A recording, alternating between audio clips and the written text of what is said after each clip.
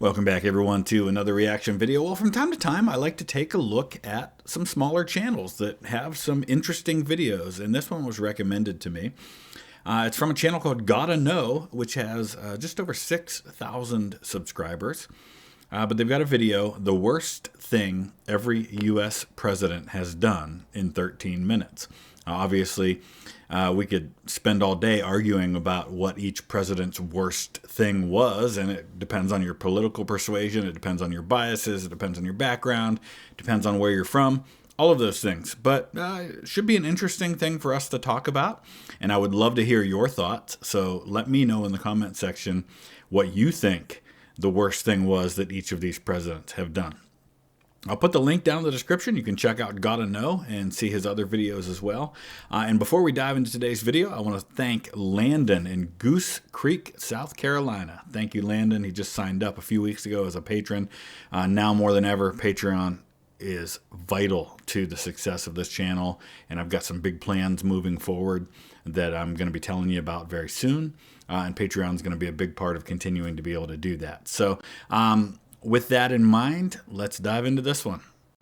While I'm thinking about it, I also want to let you know that in the links down in the description of every video, you'll see links to my other channels, and I've gotten active again, starting to post regular content on the gaming channel. So if you're interested in strategy games, in first-person shooters, I'm doing a little bit of all that, even playing some NCAA football on there. So check that out. The link is in the description for VTH Gaming.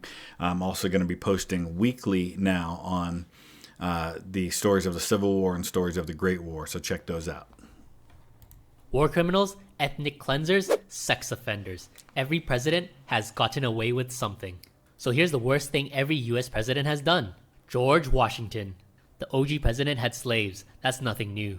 But you see, Pennsylvania had these new laws that said you could only be a slave for 6 months. So I'm glad he said that's nothing new. I don't want to gloss over the fact that we had a system of chattel slavery in this country where many of our leaders and many of our founders, while talking about life, liberty, and the pursuit of happiness and wanting to rebel against tyranny, were systematically also oppressing and owning other people. We should never forget that. But it is kind of lazy to use, oh, he owned slaves, as the default whenever we want to criticize those men. We know that, and it's important that we speak about that, but we should get a little deeper than that. And I know where he's going with this, and this is actually a really creative answer. After that, you're free. Well, good old Georgie here wasn't just the first leader, he was a thinker too. So when his slaves approached that 6-month mark, he just moved them somewhere else, then back. But skirting the law wasn't the worst of it. Dude's teeth were dropping like flies, but remember, he owned people, so instead of chopping down trees, he chopped their teeth out and used them as his dentures. Yeah, that was actually a regular thing that happened. Now listen, he wasn't pulling like all the teeth from one person and then fashioning his own teeth from those. He had several sets of teeth, and they were made from a lot of different things. And again, not trying to downplay this, but it wasn't quite as simple as just, yeah, they just held somebody down and pulled all their teeth out to give them to him. But yeah, this is when Philadelphia was the capital city of the United States for a little while. And he absolutely did that. So I'm glad he pointed that one out. John Adams. America was just a toddler at this point. Alien and Sedition Acts. He was on edge of like going to war with France. He couldn't take the pressure from all the critics, so he pulled a Winnie the Pooh and made it illegal to talk smack about the government. He deported and jailed people he didn't trust. Who? Those damn foreigners, of course. Thomas Jefferson. So let's get, this is a short clip on each one of these. I get that. So let's break this down a little bit. It's not as simple as saying he did that. Yes, John Adams signed the Alien and Sedition Act, so he is 100% responsible. But he couldn't do this without Congress passing those laws. So this was a concerted effort by more than just John Adams. It was the government as a whole that was involved in this. And yes, it was despicable, especially, again, for a man who was involved in protesting against the tyranny of George III to say this kind of stuff. This guy had his own personal slavery operation going on. Not only did he have slaves, but he also turned his plantation into a family reunion for his own children. You see, when the slaves multiplied and looked suspiciously like him, he did the only thing he knew how to. He enslaved them, his own damn kids. James? Yeah, so some people will I know in the comment section protest and say, well, there's no proof that the kids that Sally Hemings had were Jeffersons. Listen, you can't directly prove it, but literally all the circumstantial evidence says they were Jefferson's kids. Number one, Sally Hemings is the half-sister of Jefferson's by then deceased wife. She looked a lot like his wife. He swore to his wife he'd never get married again, but he was still a man who had needs. Sally Hemings accompanied him everywhere that he went. He was present at Monticello or wherever she was every time one of these children was conceived. We know genetically through Y chromosome DNA that Sally Hemings' children were the children of a male member of Jefferson's family. The hoops that we have to jump through in order to argue that they're not Jefferson's children make it absurd. And the only reason people do it is because they want to somehow protect this idea that Thomas Jefferson was a perfect person who would never have done something like that. No, he was not perfect. And he had some really scummy behavior in other areas of his life too. It's okay to acknowledge that Thomas Jefferson was not a perfect person and had major character flaws, because most people do. Some people do a better job of handling that and dealing with those character flaws, but we're all flawed. Thomas Jefferson could do great things and also be very flawed at the same time, and it's okay. James Madison. So James was a hater, right? He didn't like the natives and thought that if white folk were around them for too long, they would start living in teepees and throwing tomahawks. So he had this bright idea for some ethnic cleansing, but with extra steps. His plan was to culturally annihilate them by breeding them with the white folk. Seems counterintuitive, but okay. James Monroe. When the previous guy's plan didn't quite work out, this James introduced the Indian removal policy. He thought the best thing for the natives was to shove them off their land, so they wouldn't have to suffer from not living at home anymore. Yeah, and this is hardly unique to James Monroe. This is a feeling that was shared by a lot of people at the time. Doesn't make it right.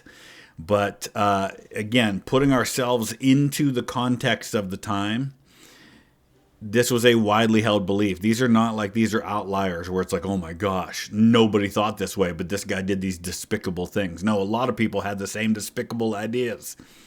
Yeah, apparently it was for their own good, and it was like an all-expensive paid trip to a shithole somewhere else.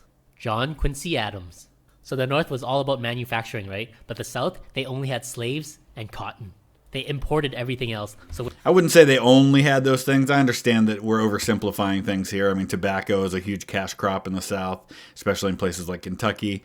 At this point, cotton is just becoming very profitable again, in part because of the advent of the cotton gin, which greatly reduces the time it takes to be able to harvest the cotton. It makes it profitable, and so these cotton plantations start to really grow, and this is where you start to see the consolidation of these large plantations with the large number of enslaved people on them. when John taxed imports hard to protect the American manufacturing interests, the South got shafted, like how we are taking it up the ass now, planting the seeds for the Civil War.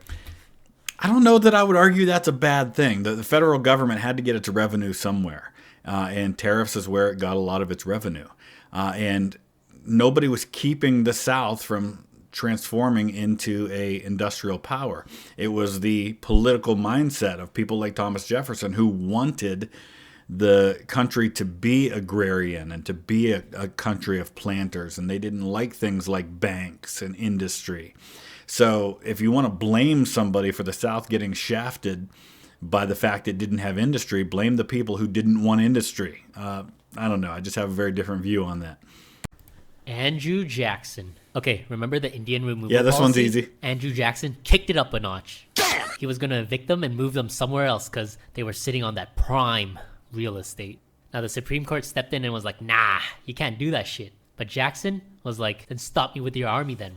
Oh yeah, you ain't got one of those, bitch. That's literally what he did. He said they've made their ruling, now let's see them enforce it. Martin Van Buren. So he followed up on Jackson's policies, and instead of putting the brakes on the plan of illegally kicking people out of their homes, he doubled down on it and was like, yeah, let's keep this train going. So he sent the military to escort the Cherokee Indians off their Trail of land, Tears. forcing them to march thousands of miles away from home. Imagine walking through 5,000 miles? Sir, All right, let's take a look at this. Okay, so for context here, the end place for most of the Trail of Tears folks were, it was eastern Oklahoma. It was a couple of forts. One of them was Fort Gibson in Oklahoma there. And the furthest east that any of them were coming from was kind of northwest Georgia, eastern Tennessee. So we could even go, let's say, Knoxville. I don't think it was quite that far, but just for the sake of kind of measuring this, the walking distance from Knoxville, Tennessee to Fort Gibson, Oklahoma is 741 miles, not 5,000. Heck, if we walked from, let's go, I don't know, Bangor, Maine to San Diego, California. How long would that walk be? I mean, now we're cutting across the entire country. And you're still talking 3,100 miles. So it was not 5,000 miles. I don't know where he got that from. Through harsh weather, with little food and no health care. Half of them ended up dead, and the rest, well, they were forced to live in Oklahoma. William Henry Harrison. He didn't have health insurance and died 32 days later. John Tyler. He stole Texas because he wanted more slaves. James Polk. Yeah, that's kind of true. I mean, the whole fight over Texas did have a lot to do with slavery. Understand that there are certain lenses. We talk about watching or looking at history through lenses. A couple of the lenses we can look at the first 100 years of history in the United States. One is definitely the lens of the slave issue. So many of the other political issues that seem to be different than the issue of slavery are linked completely with slavery. The admission of states is linked to slavery. The spread, the westward expansion of the United States is closely linked to slavery. Tariffs are another issue through which you can view a lot of this stuff. But 100%, Texas, Missouri, Maine, a bunch of these states, they're all connected to the slave issue. He bamboozled Mexico into a war, stole California and pretty much half their country. How? He sent soldiers into Mexican land to chill, and when the Mexicans were like, "The fuck, dude, get out of here," James was like, "That's rude. It's wartime, boys." And boom, thanks for the land. Yeah, and that's all connected to the idea of manifest destiny. And we've been talking about looking at how people viewed things at the time, and there were a lot of people who even at the time thought this is a unjust war on a weaker nation in Mexico that's only been around for not very long. Even guys like Ulysses S. Grant, who fought in Mexico, said that he viewed it as an incredibly unjust conflict. Zachary Taylor. So this Epstein-looking like dude let the states stolen from Mexico decide if they wanted slaves or not, pissing both sides off. Millard Fillmore. He basically said, hey, if a slave escapes to a slave-free state, he still ain't free, buddy. You got to return them to their masters. Yeah, but in that case, and I'm not defending it, but that was in the Constitution. I mean, Millard Fillmore was just enforcing what the Founding Fathers wrote into the Constitution. So if you want to blame somebody for that, blame them. Franklin Pierce. Okay, so when Kansas became its own state, Pierce let them decide for themselves if they wanted slaves. Huge mistake. Sounds like freedom, right? Voting to get what you want. Except everyone and their fake cousins flooded to Kansas.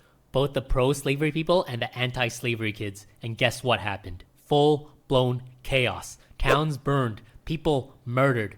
It pretty much kicked off a mini civil war, like a flame war down in the comments section. And this is why sometimes as a leader, you just need to lead. Don't leave it up to the people, because if you leave it up to the people, you end up with chaos, and you end up with a lot of people who don't fully understand the issue or fully care what the issues are, because they have their feelings. You just need to do what's right, and you need to take the lead. And you got a guy in Franklin Pierce who's a northerner, but is very much siding with the pro-slavery side on things, and called them dough faces. And chaos ensued, like he said. James Buchanan. He literally didn't do shit. That's the problem. He sat back and watched the country fall apart. When the southern states started to leave, he was like, yeah, that's illegal, but we ain't gonna do shit about it. Abraham 100% Lincoln right. going to a theater for a blowout show and having Andrew Johnson as his VP. I would agree that the worst thing that Abraham Lincoln did in his presidency was picking Tommy Lee Jones, a.k.a. Andrew Johnson, as his vice president. Speaking of Tommy Lee Jones and vice presidents, did you know that Tommy Lee Jones was college roommates with future Vice President Al Gore?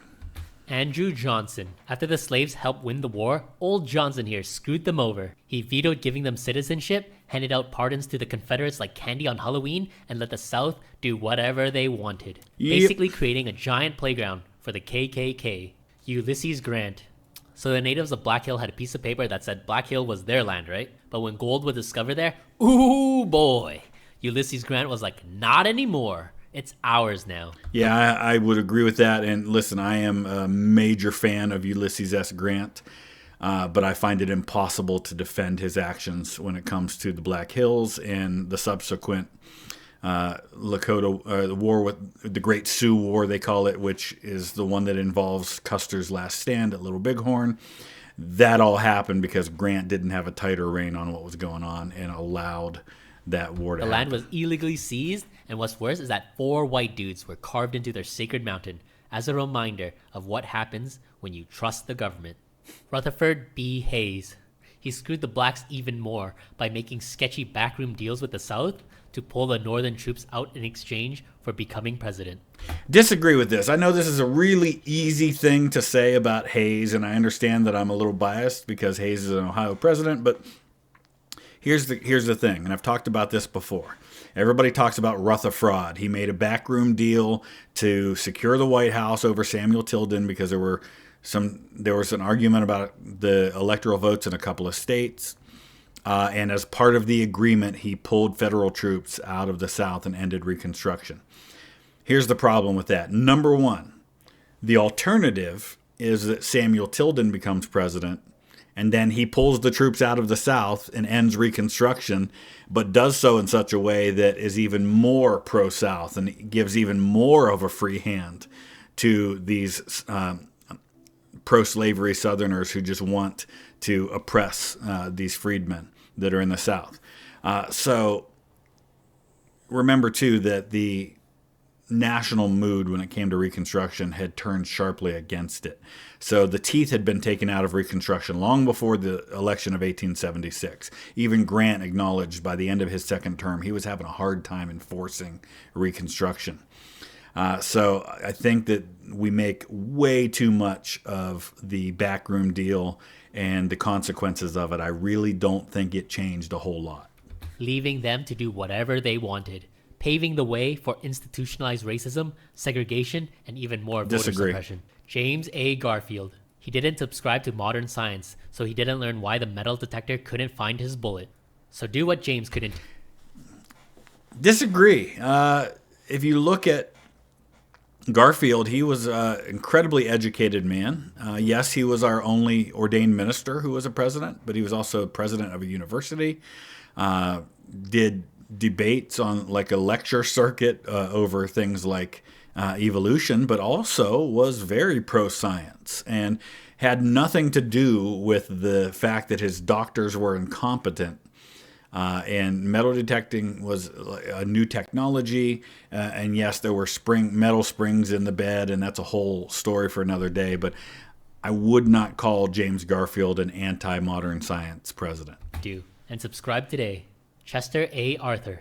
You see, Chester had a little problem with immigration, specifically the Chinese folk, and was like, nah, you people ain't coming in my country anymore. Chinese Exclusion Act. Y'all work for too cheap. And just like that, he banned Chinese people. And for the Chinese already living here, guess what?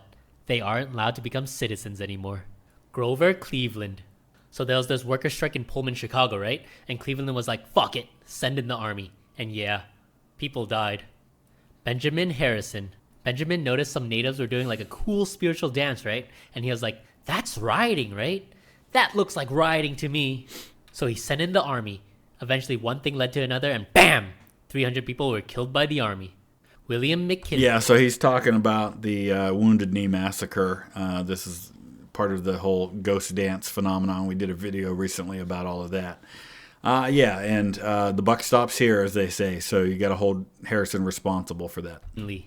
William went into the Philippines to liberate them from the Spanish, right? Sounds like a good dude already. But after he freed them, he was like, nah, I own you now. The Philippine-American War ensues, with all the benefits that come along with it, including civilian deaths, concentration camps, and millions of people displaced from their homes. Again, as I just said a minute ago, the president is responsible for the things that are happening under his administration. How much did McKinley know about all of that stuff that was going on? Who knows?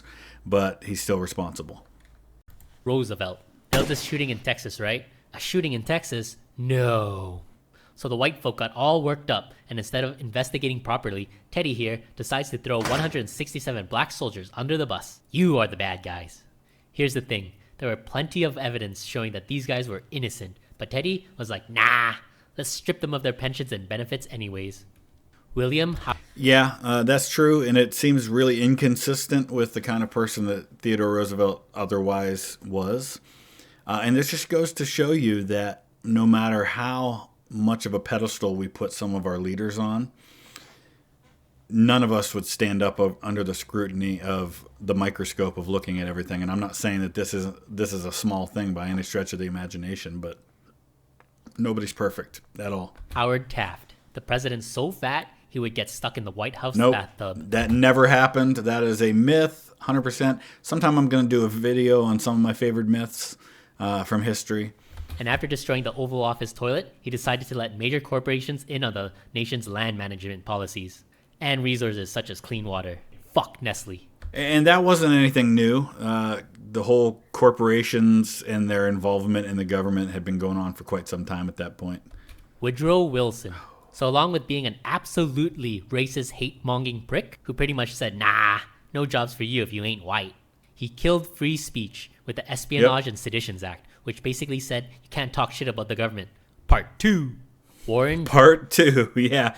It is absolutely, in fact, some of those laws are based directly on some of the Alien and Sedition Acts, some of which are still on the books to this day. G. Harding. Here's a guy who basically asked, what if I just let my corrupt buddies run the country while I chill? Spoiler alert, it didn't go well. Chill with my His pals mistress. took bribes to lease the federal oil reserves to pirate oil companies without bidding. This was a time when the U.S. government was running on full-on corruption mode. Calvin Coolidge. And yet, Harding was an incredibly popular president. He ends up dying of a heart attack toward the end of his first term. And, kind of in the middle of his first term. And then he gives us Calvin Coolidge, who I think was a great president. Calvin was like, you know what this country needs? More brain damage. So he approved the use of leaded gasoline despite scientists waving the red flag and shouting that lead is bad for people. But hey, profits are profits, right? And pumping the air full of toxic fumes made everyone just a little dumber. The average IQ dropped by 3 to 6 points, and given how Americans are like today, every point counts. Herbert Hoover. There's always someone to blame, and Hoover blamed Mexicans for the Depression. And so, he deported 2 million U.S. Mexican citizens without due process, just because they had Mexican heritage. Dude, some of these folks hadn't even set foot in Mexico once. But Hoover was like, close enough. Close Get outta enough. Here. Franklin D. Roosevelt. Execute Order 9066. Roosevelt locked up 120,000 Japanese Americans in internment camps just because they looked like the enemy. Almost all of them were citizens and had nothing to do with Japan. And a shit ton of them were under the age of 10. Yep. And for that matter, some of our bravest and most capable soldiers in World War II were Japanese Americans, 442nd Regimental Combat Team.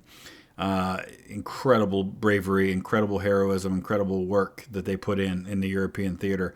Guys like Daniel Inouye, who would go on to be a U.S. Senator. Harry S. Truman. Dropped bombs on Hiroshima. Dwight D. You guys have heard me talk about this before.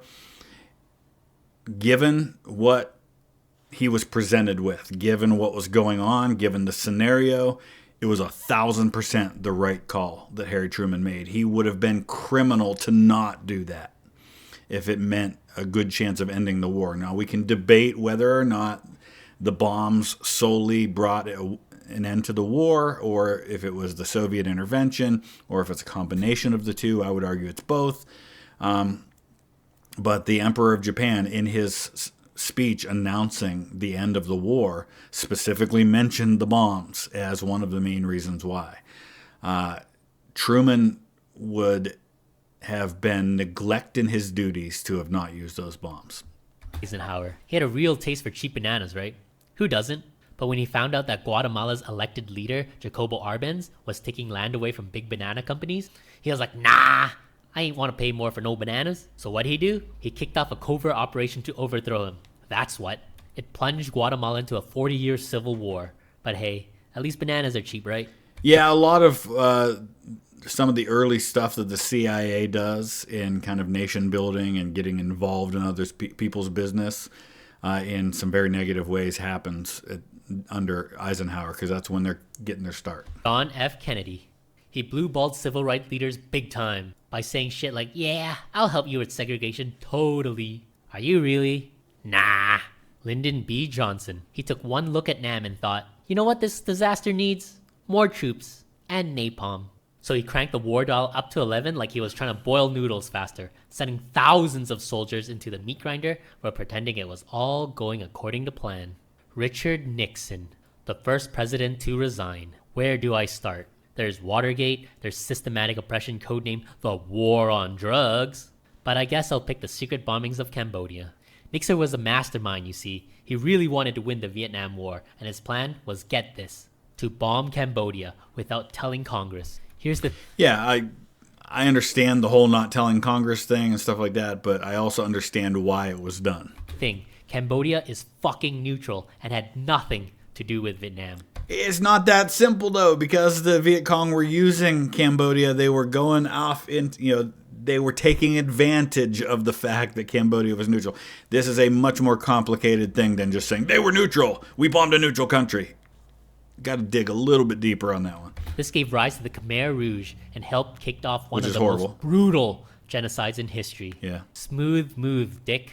Yeah, idiot. Gerald Ford. So Ford stepped in after Nixon broke some laws and resigned. And guess what? He granted Nixon full immunity and pardoning him, paving the way to let all future presidents do whatever the fuck they want to.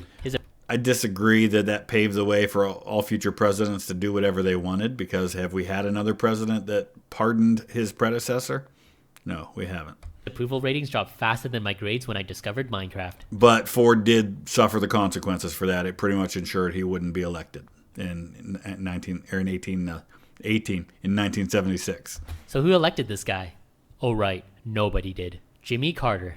He's the human rights guy, and he goes, let's stop human abuse, right? By selling weapons to a dictator. Suharto's Indonesian regime was out there slaughtering civilians, and Carter was like, here, take these guns, just don't, misuse them, wink, wink. Because nothing says freedom like arming a dictator to oppress thousands of people. Hundreds of thousands were killed. Yeah, and the unfortunate reality is that very often the United States decides between bad and worse. Well, these people are worse, and so these other people who are really bad, it's better to have these really bad people than these even worse people. So let's arm the really bad people. Not a great thing in hindsight. Ronald Reagan. Reagan would be a wet dream for Elon Musk. People like Musk used to pay 70% in taxes. Reagan dropped that down to 28% and convinced you it was a good idea by saying shit like, the rich are rich, they're going to be even richer after this, and so they're going to spend money on their companies and hire people like you. I don't know. We're also going to stop those damn blacks from taking your welfare money. Alright, I'm in. This is despite the fact that white folk take up most of the welfare. And here we are today. The rich get richer, wages are stagnant, and most of us can barely afford to live in our cardboard boxes. George Bush Sr. So George rolls into Panama, right? And I was like, guess what, folks? You're getting a new government today. And boom, bam, blow. Yep. Wrecked the place like a toddler in a toy store. Manuel Hundreds Noriega. of civilians were killed. Who knew democracy can leave a country in shambles? Bill Clinton. He got his hands caught in the cookie jar, except it wasn't cookies. It was Monica Lewinsky, a 22-year-old intern, and lied about it in court. George W. Bush. So someone swatted Iraq and told Bush that there were these mythical level weapons of mass destruction there, right? So he sent in the army, Of course, this was all bullshit, and they found nothing, leading to another case of whoopsie. So I will say this about this, just like I've said in other cases, like the Alien and Sedition Acts. Yes, the buck stops here. Yes, the president, he was the guy who was leading the charge to do this, and it goes from the top down. But remember that Congress also voted to authorize the use of military force in Iraq. So they were all looking at the same, what turned out to be faulty evidence on huge numbers of weapons of mass destruction being held by Saddam Hussein. So it wasn't him alone. He could not have done that without Congress being complicit in it as well. Bombed the wrong house again. Barack Obama. Obama thought robots were cool, right? So he sent them to war, cranking up drone strikes in the Middle East to try to zap terrorists like he's playing Call of Duty. On paper, it sounds good, but these drones were basically playing darts blindfolded with explosives. Tons of innocent civilians died. True. And folks, that's why there's a bunch of people out there who don't like America very much. It didn't start then. I mean, there was always a bunch of people out there who didn't like America, which is why the drone strikes became a thing in the first place, because those people were already out there. But no, it certainly did not help. Thanks, Obama. Donald Trump. The guy who made the presidential race entertaining, spawning thousands of memes, general insurrection, and turning America into a reality TV show, along with other tomfoolery. You guys tell me what he's done. Whatever the fuck I want, that's what. Joe Biden. Being old. I'm back in. Well, there you have it, folks.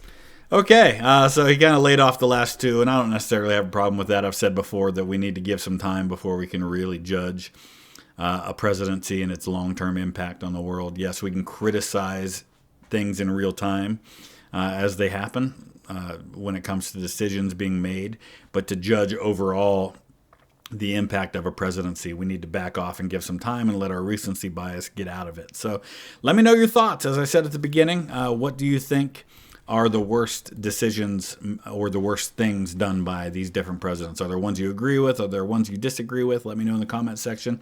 I want to that would be my bad decision. I want to thank Chris in Colorado Springs and Chase in Calgary, Alberta, for your support on Patreon. They both signed up back in August. I apologize. We're way behind on getting to some of these, so thank you so much for your support. Thanks for watching.